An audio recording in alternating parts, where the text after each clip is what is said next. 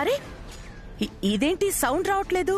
Shop లో అతను play చేశాడండి, అక్కడ బాగానే మోగిందే. మరి ఇంటికొచ్చేసరికి ఏమై ఉంటుంది?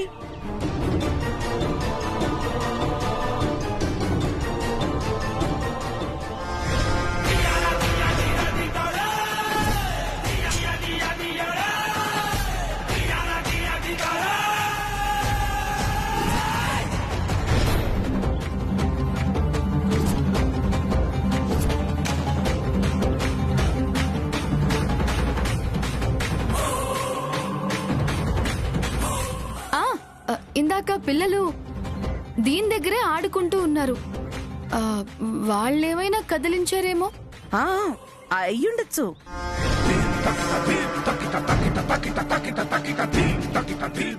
వాళ్ళు దీన్ని వాయించడానికి ట్రై చేసి ఎలా వాయించాలో తెలియక అవి ఇవి పీకేసుంటారు.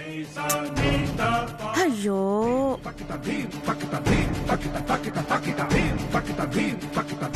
శుభవాని సంగీతం మొదలు పెడదాం అనుకుంటే ఇలా జరిగిందేంటి?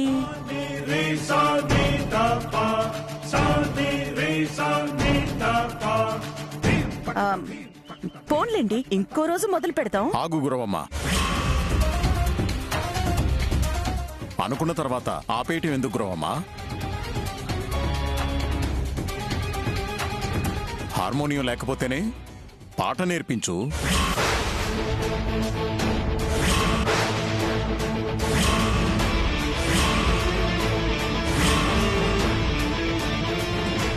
శ్యామ నేర్చుకునేది గాత్రమే కదా, ఇన్స్ట్రుమెంట్ కాదు కదా. అవునవును, తనకి నేర్పించాలనుకున్నది వోకలే కదా, నేర్పించింది ఆంటీ. అలాగే అఖిల్, నేర్పిస్తాను.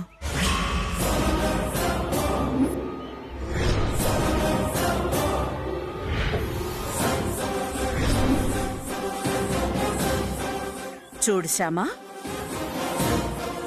నేను ఎలా అంటాను నువ్వలాగే అను. శృతి చూసుకోమ్మా, కొంచెం కూడా శృతి తప్పకూడదు. నీ తమ్ముడి గుండెకు చిల్లు పడితే ఆపరేషన్ చేయించి ఆ అప్పు తీరే వరకు నీ గొంతు నీ పాట మా దగ్గర తాకట్టు పెట్టిన విషయం మర్చిపోయావా?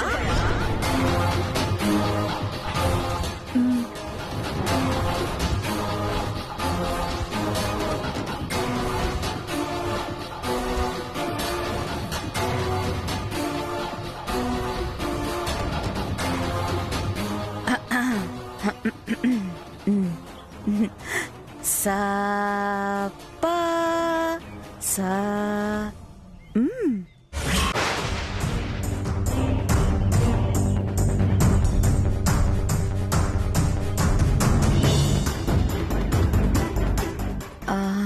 ఏంటి అర్థం కాలేదా? మళ్ళీ చెప్తాను చూడు. సా పా సా.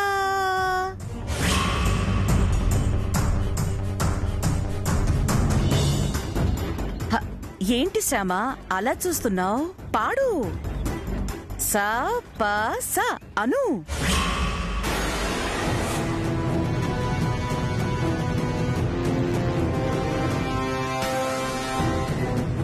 తనెందుకో భయపడుతున్నట్టుంది. పాడ్డానికి భయం ఎందుకు శ్యామా? శృతి చూసుకుని పాడితే సరిపోతుంది కదా.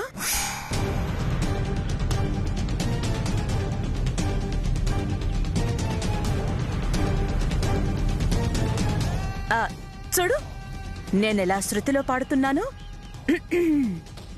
సా పా సా.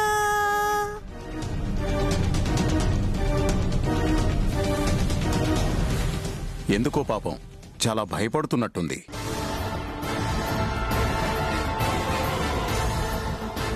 ఎందుకు శ్యామ అంత భయపడుతున్నావు? రూపారాణి పాడడం నువ్వు చూస్తూనే ఉంటావు కదా, అలా పాడే. తన భయం పోవాలంటే రూపారాణి చేత ఒక పాట పాడిస్తే మంచిదేమో.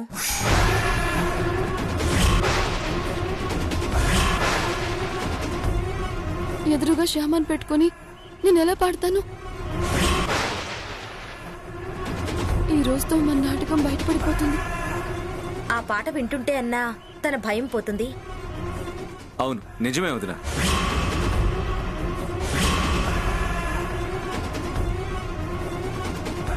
రూపారాణి పాట వింటే శ్యామకి కొంత ధైర్యం వస్తుంది, కొత్త ఉత్సాహం వస్తుంది.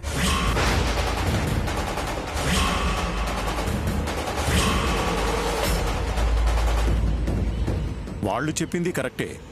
రూపారాణి, నువ్వు ఓ పాట పాడమ్మా.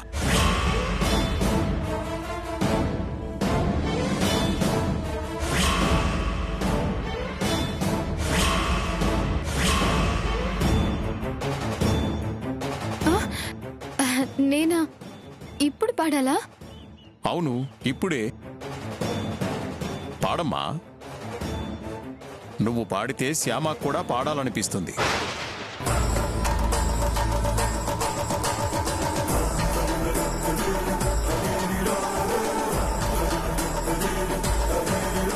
ఏంటమ్మా అంత ఇబ్బంది పడుతున్నావు పాడడానికి? స్టేజ్ మీద తప్ప విడిగా పాడవా ఏంటి నువ్వు? అబ్బే, అదేం కాదండి. పాడతాను, ఎక్కడైనా పాడతాను. అయితే ఆలస్యం ఎందుకు? పాడు.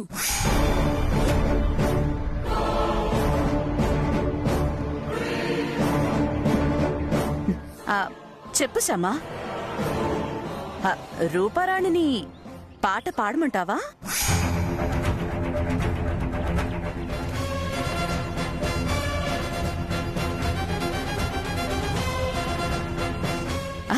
రూపారాణి పాడితే నీకు ధైర్యం వస్తుందా? చెప్పు. నీకు ధైర్యం వస్తుందంటే పాడుతుంది. పాడమంటావా? నీ గొంతు నీది కాదు, నా కూతురు రూపారాణిదన్న విషయం మర్చిపోయావా?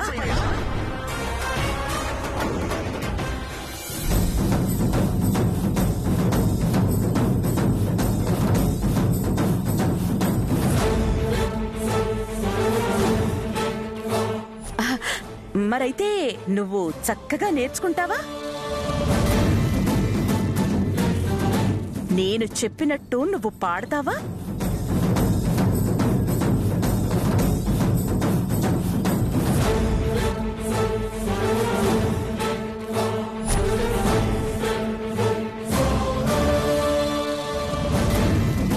అయితే రూపారాణి పాడక్కర్లేదు.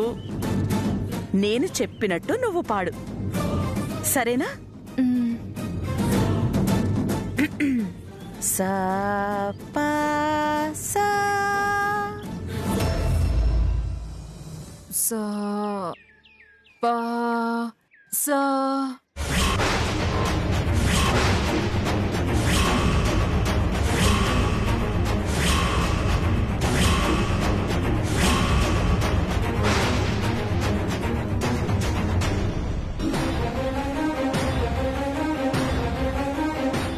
అదేంటి గొంతేంటి అలా ఉంది?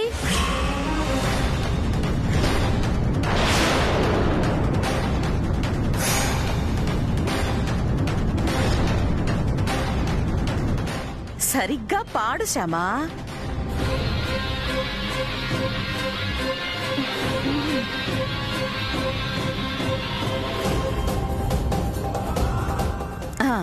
సా పా సా.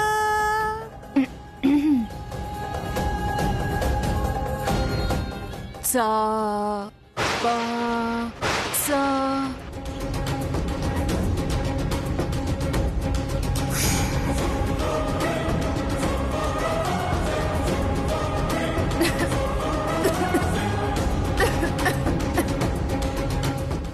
అయ్యయ్యో, గొంతేంటి ఇలా అయిపోయింది?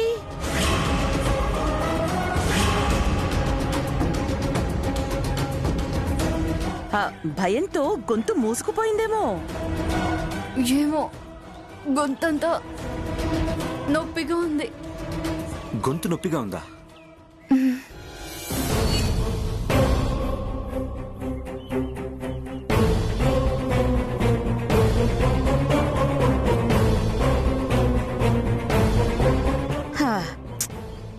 అసలేంటో సంగీతం నేర్పుదాం అనుకుంటే ముందేమో హార్మోనియం సహకరించలేదు, ఇప్పుడు శ్యామ గొంతు సహకరించటం లేదు.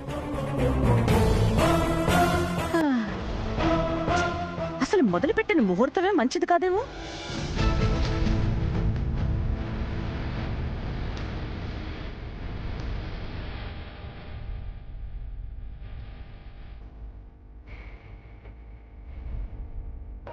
అంతే అయి ఉంటుంది. మంచి ముహూర్తం చూసి మరోసారి మొదలు పెడదాంలే.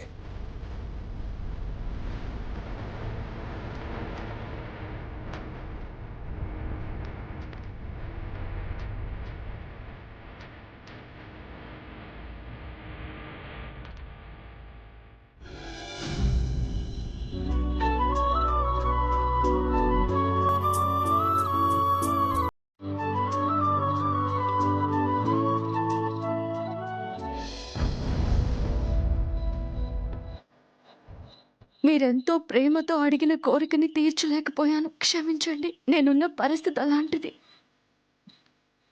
మీరెంతో మంచివారు, మీరు నన్ను అర్థం చేసుకొని క్షమిస్తారని నాకు తెలుసు.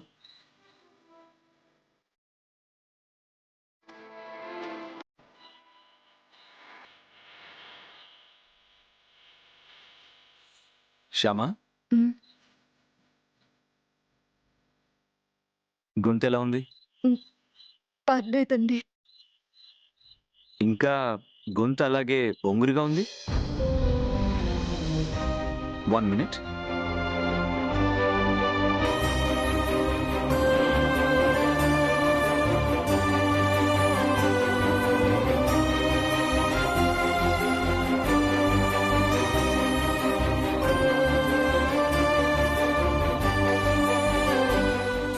ఈ టాబ్లెట్ వేసుకో, మార్నింగ్ కల్లా నార్మల్ అయిపోతుంది. వేసుకో.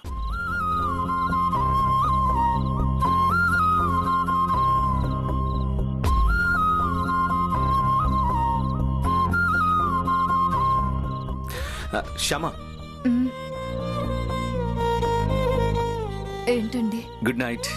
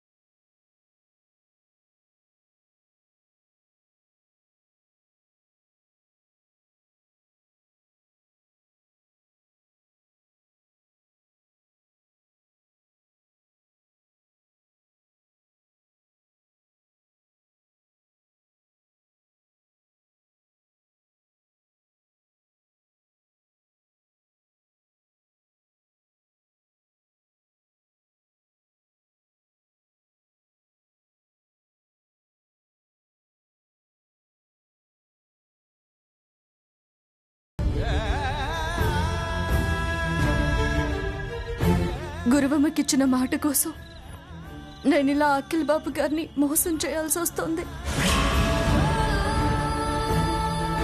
ఇలా చేస్తున్నందుకు నేను ఎంత బాధపడుతున్నానో కూడా మీకు తెలుసు.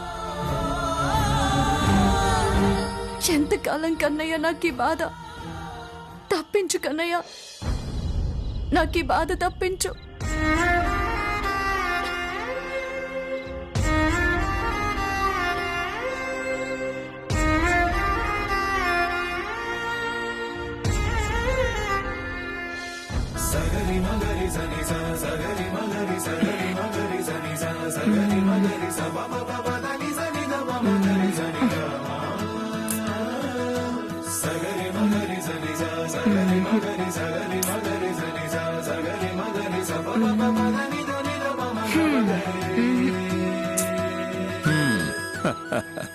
ఏంటోయ్ చీరలన్నీ చాపల్లా పరిచేసావు? ఫ్యాక్టరీ ఫంక్షన్ కి ఏ చీర కట్టుకోవాలో అర్థం కావడం లేదండి. అన్నీ బానే ఉన్నాయిగా, ఏదో ఒకటి కట్టుకో.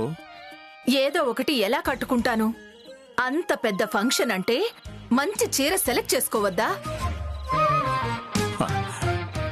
గంట నుంచి చూస్తున్నాను. ఏది సెలెక్ట్ చేసుకోవాలో అర్థం కావట్లేదు. ఒక పని చేయకూడదు? ఏంటి? మీరు సెలెక్ట్ చేసి పెట్టకూడదు? నేనా? అవును, మీరే సెలెక్ట్ చేయండి. నేను పెళ్ళాన్ని సెలెక్ట్ చేసుకోగలను గాని పెళ్ళాం కట్టుకునే చీరల్ని సెలెక్ట్ చేయలేను. అబ్బా ప్లీజ్ అలా అనకండి. కొంచెం హెల్ప్ చేయండి ప్లీజ్. వసంత, నువ్వు ఏ చీర కట్టుకున్నా బాగుంటావు. నీకు నచ్చింది కట్టుకో. ఇలాంటి డైలాగులు చెప్పి తప్పించుకోవద్దు. మీరు చీర సెలెక్ట్ చేయాల్సిందే, అంతే. తప్పదా? అయితే ఓకే.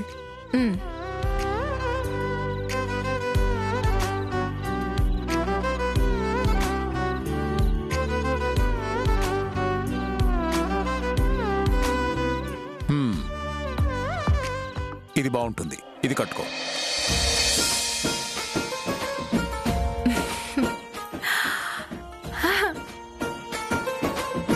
అవునండి, ఇది చాలా బాగుంది.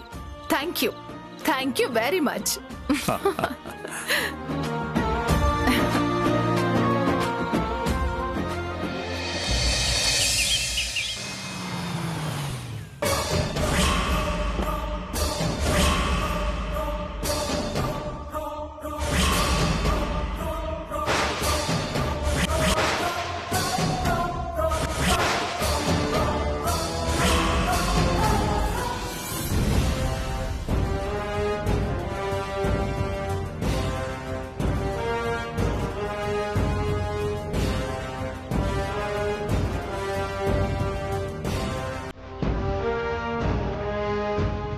బాగుంది. ఇన్విటేషన్ కార్డు చాలా బాగుంది. అదంతా అఖిల్ బాబే చూసుకున్నాడు మావయ్య గారు. ఆహా, గుడ్. బాగా చేయించావు. థ్యాంక్ యూ తాతగారు. ఫ్యాక్టరీ దగ్గర ఆ పూజకి ఓపెనింగ్కి సంబంధించిన ఏర్పాట్లన్నీ పూర్తయ్యాయా? అన్ని ఏర్పాట్లు పూర్తయినట్టే తాతగారు. Very good.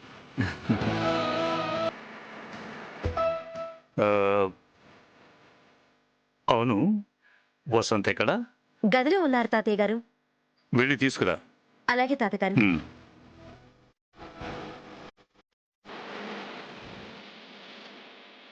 రేపు ఫంక్షన్ కి నెక్లెస్ పెట్టుకుంటే బాగుంటుందా వదినా? బాగుంటుంది. లేకపోతే ఈ లాంగ్ చైన్ వేసుకోమంటావా? చూడు, గ్రాండ్ గా బాగుంటుంది. రెండు వేసుకోవదినా, ఇంకా గ్రాండ్ గా ఉంటుంది. ప్రారంభోత్సవం నీ చేతుల మీదుగానే కదా జరగాలి. అందరి దృష్టి నీ మీదే కదా ఉండేది. మరి చీరలు నగలన్నీ గ్రాండ్ గా ఉండాలి కదా. నిజమే అనుకో. అయినా ఇప్పుడు నేను కొత్తగా ఇలా ఏమన్నా ప్రారంభోత్సవాలు చేస్తున్నానా? మా పెళ్ళైనప్పటి నుంచి మా ఫ్యాక్టరీకి సంబంధించి ఎన్ని ప్రారంభోత్సవాలు చేశాను. ఏ వ్యాపారం మొదలు పెట్టినా ప్రతిదీ నా చేతుల మీదే ప్రారంభోత్సవం చేయించమంటారు మా నాన్నగారు. అత్తయ్య, మిమ్మల్ని తాతగారు పిలుస్తున్నారు. అవునా? నాన్న పిలుస్తున్నారా? పద పద పద.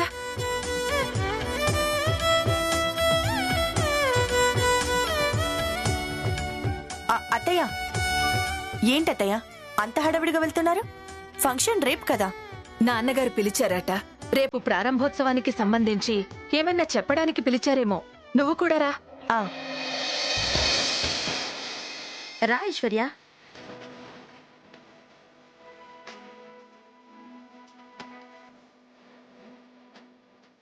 ఏంటి నాన్నగారు పిలిచారంట?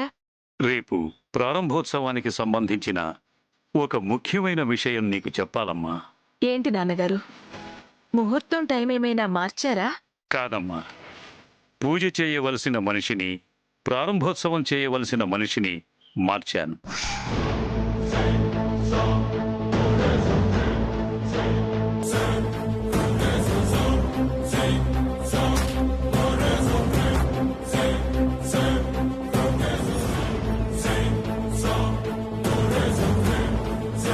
అంటే రేపు పూజ చేసేది, ప్రారంభోత్సవం చేసేది నేను కాదా నాన్నగారు? కాదమ్మా, నువ్వు కాదు.